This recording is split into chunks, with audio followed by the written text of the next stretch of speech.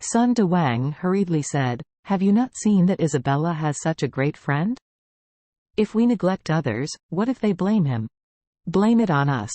Shu Liken said angrily, "I don't care how old this kid surnamed Wade is, but I know one thing. This kid surnamed Wade can't give our family a penny. Our son will really marry. Isabella passed the door, and the Wade couldn't help us, so why should we give him face like this? Is it because Isabella knew him, and we were willing to let Isabella be our daughter-in-law?" Sun De Wang couldn't help asking. "Then what do you mean? Now that everyone is here, can our wedding continue?" "Of course we can't continue." Shu Liken scolded annoyedly. The family surnamed Jones didn't know if their brains were broken. We humiliated them so much. They even let Isabella marry. It's really a mischief. She said, busy again. "You will talk less later and look at me. I will definitely not let this Isabella enter the door of Sun's house today." Shu Liken is a typical egoist. Anything, she only considers one thing, and that is whether it can bring benefits to her.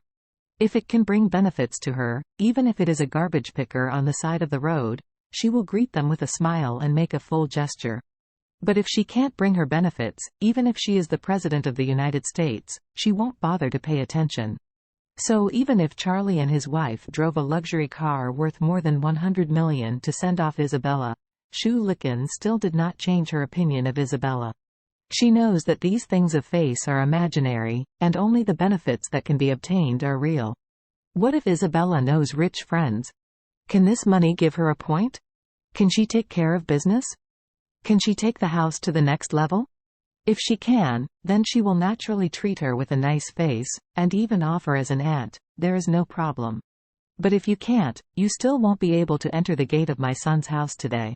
The reason for putting up this banquet and this battle was that she didn't want to directly oppose the marriage and make her son hate herself. Therefore, she agreed to hold the wedding first, and then looked for various ways to find faults, satire, and sarcasm, forcing Isabella to give up actively.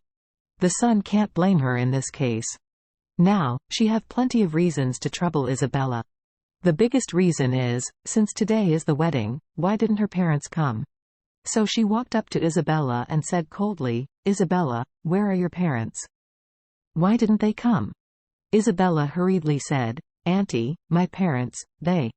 As Isabella said, she couldn't help but hesitate.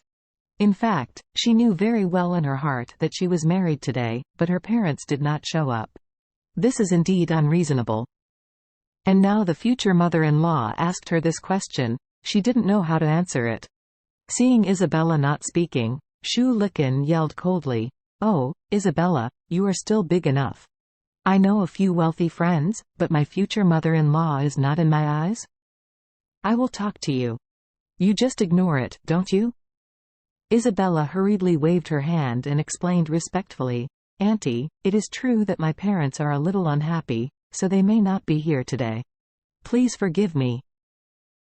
"Oh, hello," Shu Liken said angrily. "You can't look down on our house if you are together, do you?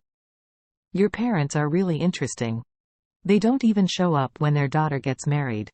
Look at all the Orus Hill. Do your parents do things like this? If this is going to be spread, where can we put the face of our family?" Isabella's eyes were red, and she hurriedly apologized and said, "I'm sorry, my parents' situation is really special. They have been unhappy because of the bride price. They were not very happy when I came out this morning, so please forgive me." "Unwilling?"